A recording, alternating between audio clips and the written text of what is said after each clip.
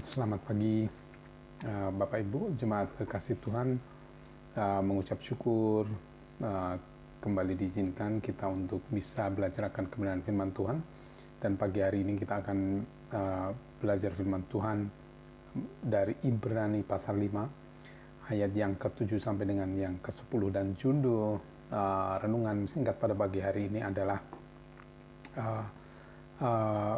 ratapan yang membawa keselamatan. Mari kita akan membaca firman Tuhan, tapi sebelumnya kita akan berdoa. Terima kasih Tuhan Yesus untuk pagi hari yang indah Tuhan berikan kepada kami untuk menjalani kehidupan kami bersama dengan-Mu, dan ajarlah kami untuk setia kepada-Mu Tuhan, terutama kepada tuntunan akan kebenaran firman-Mu, sehingga hikmat yang datang dari Tuhan akan memimpin jalan kehidupan kami sepanjang hari ini. Dalam nama Yesus kami sudah berdoa dan berserah diri. Haleluya. Amin. Ibrani 5 ayat 7 sampai dengan 10, begini firman Tuhan. 7. Dalam hidupnya sebagai manusia, ia telah mempersembahkan doa dan permohonan dengan ratap tangis dan keluhan kepada Dia yang sanggup menyelamatkannya dari maut, dan karena kesalehannya ia telah didengarkan. 8. Dan sekalipun ia adalah anak, ia telah belajar menjadi taat dari apa yang telah dideritanya. 9. Dan sesudah ia mencapai kesempurnaannya, ia menjadi pokok keselamatan yang abadi bagi semua orang yang taat kepadanya.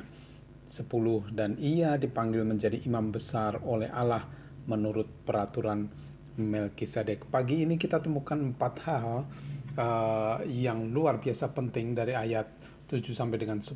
Yang pertama kita bisa temukan yaitu Yesus telah mempersembahkan doa dan permohonan dengan ratapan, tangisan dan keluhan kepada Allah Bapa. Ayat yang ke-7. Ini akan menjadi fokus renungan kita pada pagi hari ini. Kemudian kebenaran kedua yang kita bisa temukan adalah Yesus adalah anak Allah yang taat sekalipun dalam penderitaan. Ayat 8. Kemudian yang ketiga, kebenaran yang ketiga kita bisa ketemukan di ayat ke-9, bahwa Yesus menjadi pokok keselamatan bagi kita yang taat beriman kepadanya. Setelah sempurna pekerjaannya di muka bumi, kematian di kayu salib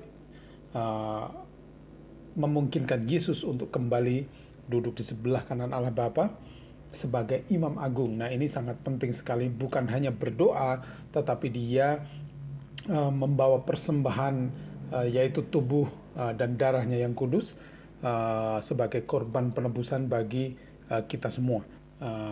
Kemudian kebenaran yang keempat kita bisa temukan di ayat yang ke-10 yang mengatakan bahwa Yesus menjalankan tugasnya sebagai imam besar dengan peraturan Melkisedek. Yesus sebagai imam agung berbeda dengan imam besar Harun, karena dikatakan di situ imam besar yang ada di dunia adalah gambaran dari apa yang akan dilakukan Yesus, yaitu pada saat dia melayani sebagai imam agung, tapi bukan lagi di tabernakel atau di kemah suci atau di bait suci di Yerusalem, tapi sudah di tahta Allah. Nah, sekarang kita masuk dalam inti renungan pagi ini, yaitu ayat yang ke-7 yang mengatakan dalam hidupnya sebagai manusia, ia telah mempersembahkan doa dan permohonan dengan ratap tangis dan keluhan kepada dianya besar, berarti kepada Allah Bapa, yang sanggup menyelamatkannya dari maut. Jadi Allah Bapa sudah menyelamatkan Yesus dari maut dengan kebangkitannya dari kematian di kayu salib. Dan karena kesalehan Yesus, ia telah didengarkan. Artinya, Yesus yang sudah dibangkitkan oleh Allah Bapa, kemudian sekarang dia berdoa bagi kita dengan ratapan. Artinya dia meratap, dia berdoa bagi keselamatan kita yang percaya kepadanya. Dan itu menjadi janji yang luar biasa. Karena apa? Karena Allah sudah membuktikan bahwa dia membangkitkan Yesus dari kematian. Nah, demikian juga hal yang sama yang akan terjadi kepada kita pada saat kita menyerahkan hidup kita kepada Kristus. Saat saya mendengar ayat ini, saya langsung terkoneksi dengan apa yang terjadi pada saat Yesus meratap dan berdoa di Taman Getsemani pada saat dia hampir atau pada saat sebelum ditangkap, ya. Saat itu dia menaikkan permohonan dengan ratapan yang demikian luar biasa, sampai peluhnya itu seperti titik-titik darah. Dan ini ratapan yang sangat memilukan. Seringkali kita mengatakan bahwa jawaban Allah adalah tidak, ya. Dengan apa yang didoakan Yesus itu, maksudnya permohonan Yesus itu dijawab oleh Allah Bapa, jawabannya adalah tidak, ya.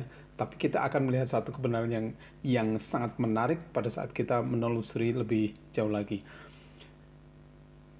Hal yang jarang dibahas adalah Yesus menyanyi. Itu mungkin jarang dibahas, ya. Tapi ternyata Yesus itu menyanyikan lagu-lagu pujian. Matius 26 ayat ke-30 itu dikatakan bahwa Yesus menyanyikan satu pujian sebelum dia menutup perayaan Paskah, dan kemudian dia akan berangkat berdoa. Pada saat orang Ibrani akan merayakan Paskah atau sedang merayakan Paskah, itu mereka menyanyikan himne yang sekarang kita tahu himne, dan itu sebenarnya dari terjemahan dari kata Hallel. Ya, Hallel ini adalah satu pujian penyembahan kepada Allah. Ya, Hallel ini ada ditulis dalam Mazmur pasal 113 sampai 118.